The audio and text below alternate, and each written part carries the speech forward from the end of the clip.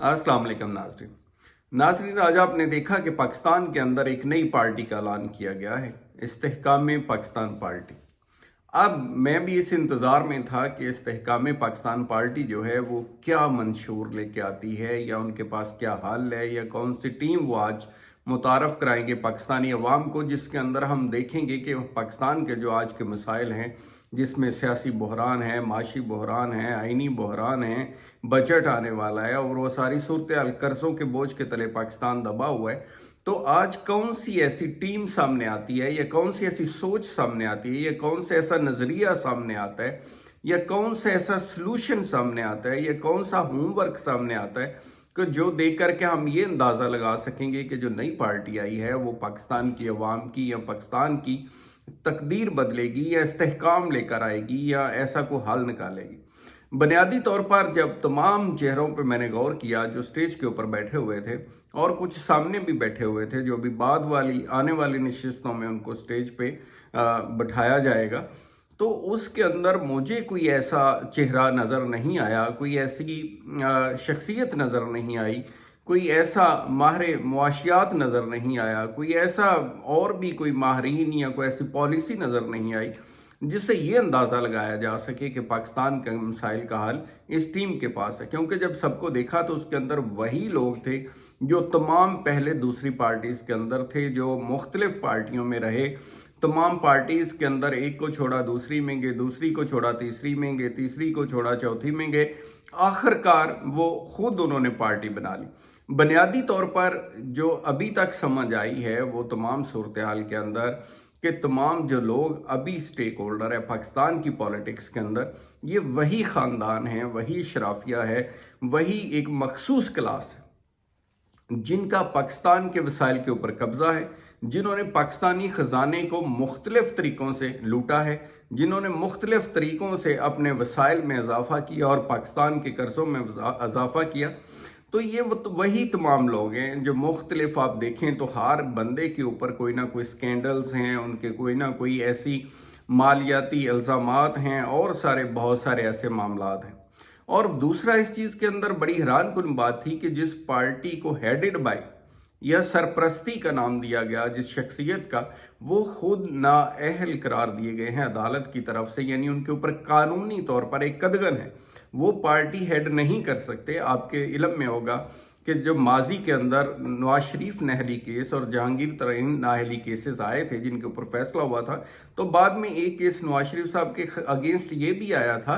कि वो क्योंकि अदालत ने उनको नहल कर दिया है तो वो किसी पार्टी की सदारत नहीं कर सकते। ऐसी सूरत हाल में फिर अदालत ने इसके ऊपर वर्डिक्ट दिया था, हुक्म जारी किया था कि जिस शख्स को अदालत ने नहल किया हो वो पार्टी हेड भी नहीं हो सकता। तो आपने देखा कि वो पार्टी हेड नहीं रहे थे, बल्कि शहबाज शरीफ को पार्टी हेड बना दिया था। गो कि पार्टी को किसी न किसी तरीके से वो कंट्रोल करते हैं, एक्स ऑफिशियो तौर पे कंट्रोल करते हैं, वो एक अलग सब्जेक्ट है। लेकिन यहाँ आप देख रहे हैं कि अभी तरीन साहब का जो सबको इकट्ठा कर रहे हैं, पार्टी बना रहे हैं, वो खुद भी उसी बोट के अंदर सवार हैं जिसमें नवाज शरीफ है, और उनकी भी नहली उसी तरह से इंटैक्ट है, बरकरार है। जो कानून बनाया गया जिसमें अपील का हक दिया गया वो भी अभी अदालत के अंदर ज़ेर समाअत है, उसकी तकदीर का फैसला होना बाकी है। उसमें ये पहलू भी देखना बाकी है कि क्या जिन लोगों ने पहले ही रिव्यू दायर करके अपना रिव्यू करने का हक भी ख़त्म कर लिया था, नए कानून में जो रिव्यू की उसको पावर दी गई है जिसको अपील समझा जाएगा, यानी ये वाला वो डबल रिव्यू कर सकेंगे या नहीं कर सकेंगे, या अदालत इसके ऊपर क्या मौक़िफ़ देगी। ये कानूनी बहस ज़्यादा आगे निकल जाएगी। मैं वापस आता हूँ अपने मौजू की तरफ, तो जिसके अंदर ये बात देखने वाली है कि जो शख्स खुद भी अभी मेन चेयर के ऊपर नहीं बैठ सकता, जिसके नाम की पार्टी रजिस्टर नहीं हो सकती, तो फिर अब बुनियादी तौर पर ये पार्टी है किसकी, बनाई किसने है, किंग कौन है, ये लोग किसके लिए जो है वो सारी सफ बंदी कर रहे हैं, बुनियादी तौर पर मेन खिलाड़ी कौन है, ये अभी सवालिया निशान है। क्योंकि बुनियादी तौर पर जो मेन खिलाड़ी है, जो किंग है, बुनियादी तौर पर शायद वो भी अभी अहल ना हो, या उसके भी कई मसाइल हों जो सामने अभी नहीं आया या उसने बाद में आना हो।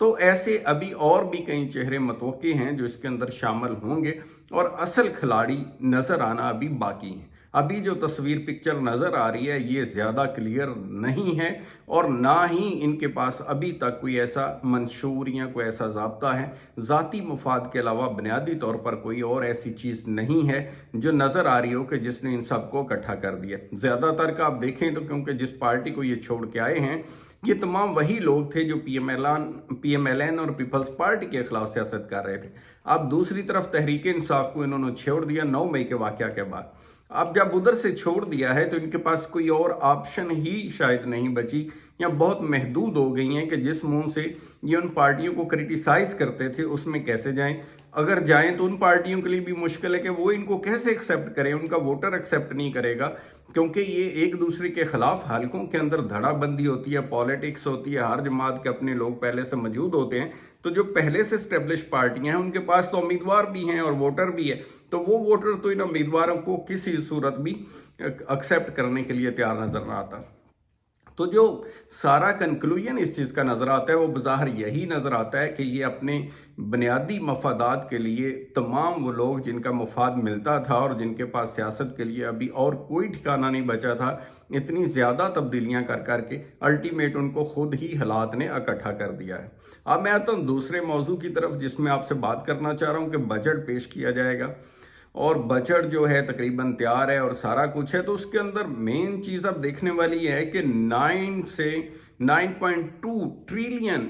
रुपीस जो हैं वो टैक्सेस लगाने के लिए सफ बंदी कर ली गई है, प्रपोजल्स दे दी गई हैं तमाम तरीके से अवाम के ऊपर। ये इतना भारी बार आप समझें कि बोझ डाला जाएगा जिसका वजन उठाना अवाम के लिए तकरीबन नामुमकिन हो जाएगा। आपने देखा कि पहले ही मुआशी तौर पर जो हालात हैं लोगों के, इंडिविजुअल्स के भी, मुल्क के भी बुरे हैं और मुल्क के अवाम के भी बहुत बुरे हैं। इन्फ्लेशन रेट, महंगाई जिस लेवल के ऊपर पहुंच गई है और बाकी चीज़ें,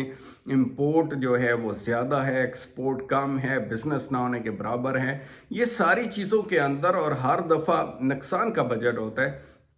ये भी हस्बे मामूल नुकसान का बजट ही होगा। इतने बोझ डालने के बावजूद भी नुकसान का बजट होगा। तो ये देखने वाली बात है कि खिलाड़ी तो वही हैं सियासत के जिनका हम तस्करा कर रहे हैं। कुछ हुकूमत के अंदर हैं, कुछ हुकूमत में आने के लिए बेताब हैं, कुछ हुकूमत करके चले गए हैं जिनके पास भी सुनहरी मौका था कि वो कोई नई टीम तैयार करते, कोई ऐसी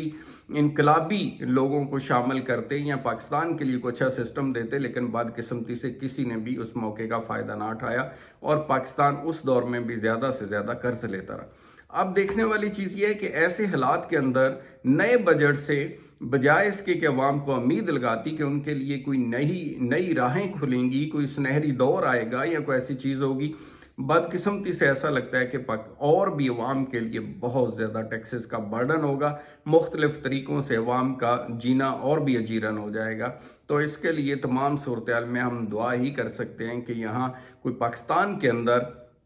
जो ये लोग काबिज हैं हुकूमत के ऊपर, सियासत के ऊपर, खुदा इनको या तो हिदायत दे या इनको रिप्लेस करे, ऐसे लोग आए जो पाकिस्तान के मफाद के लिए काम करें और खालिस्तन ज़ाती मफाद को पीछे रखें। Thank you so much. अपना ख्याल रखिएगा। खुदा हाफिज़।